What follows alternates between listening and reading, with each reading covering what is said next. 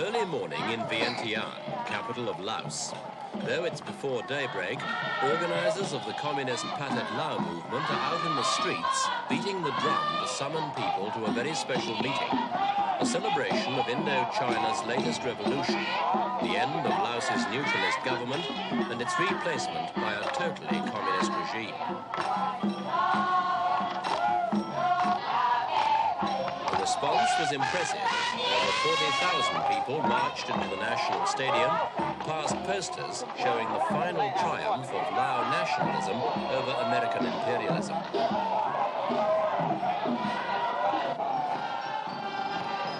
As the crowd waited for the revolution's leaders to arrive, they sang patriotic songs, led on by Pathet Lao officials.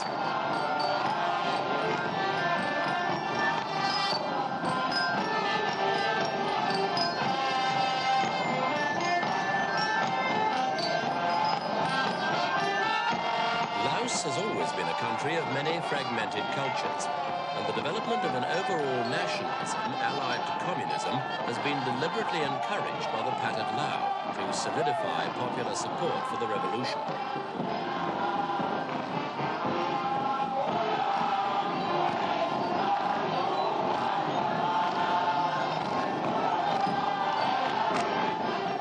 When the new rulers eventually made their appearance, the crowd was treated to a discourse by Phumi Vongvichit, foreign minister in the old government and vice premier in the new. He and a succession of speakers all referred to this moment of destiny in Laos's history.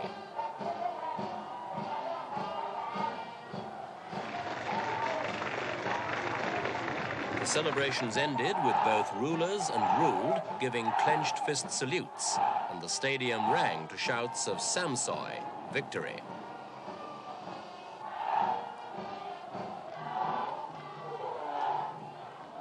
The new regime means not only a change of government, but an entirely new state. King Savang Vatthana, titular head of the Kingdom of Laos for the last 16 years, abdicated, so bringing to an end a monarchy stretching back over 6 centuries.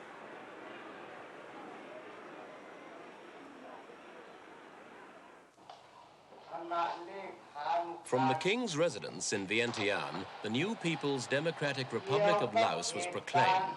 A changeover carried out smoothly and without bitterness.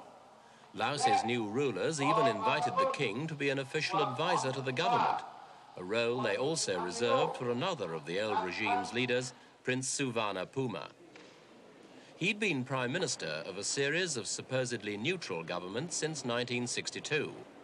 But over the years, his real power declined as the Pathet Lao gained more control of the country. For the past 6 months, he's been virtually a figurehead of a government that was communist in all but name.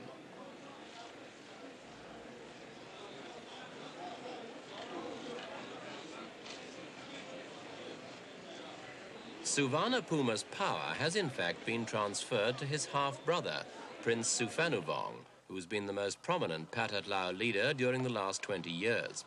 He's now become president of the new republic. The new Prime Minister is Kason Pomivan, General Secretary of the Lao People's Party. He's half Vietnamese and has close links with Hanoi, and it's generally believed he'll have more influence than the new president on the future course of events. For the time being, though, both new rulers and old leaders seem to be on the best of terms.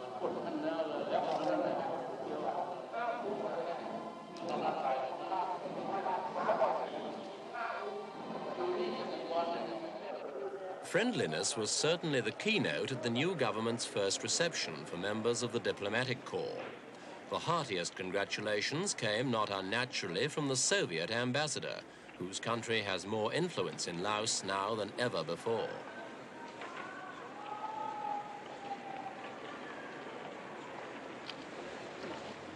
America's charge d'affaires was also there and seemed to accept philosophically that Pathet Lao rule in Vientiane had become inevitable after developments earlier this year in the rest of Southeast Asia. The takeover in Laos was certainly no surprise, coming after communist victories in neighboring South Vietnam and Cambodia. Yet it's not wholly accurate to see Laos as just another Southeast Asian domino pushed over by the others. The communist advance in Laos had its own impetus and was many years in preparation. Geneva, 1962.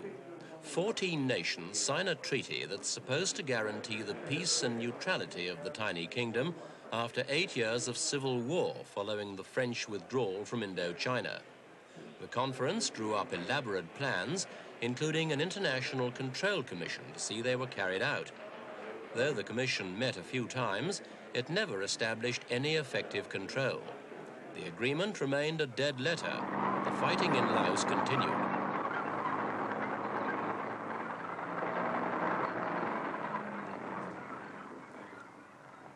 In the early 60s, the military struggle was inconclusive. The Royalists held the western half of the country and the Communists the east. Prince Suphanuvong and the Pathet Lao were intended to be equal partners in a national neutralist government, but the coalition soon ran into disagreements, and in 1963, the Pathet Lao left the administration to go into open revolt. They set up their own headquarters at Sam Mua in the northeast.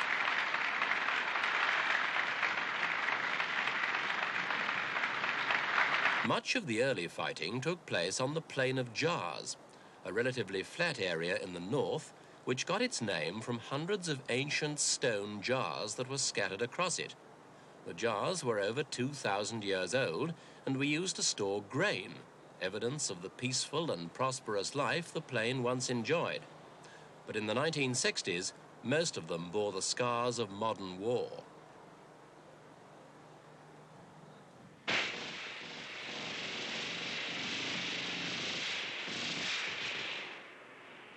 The war involved more than just Laotians. These Neo tribesmen, royalist and fiercely anti-communist, were often called the secret army because they were supplied, paid and organized entirely by money and officials from America's Central Intelligence Agency, though Washington never admitted this at the time. The Mios were tough fighters and bore the brunt of heavy communist assaults in the later stages of the conflict.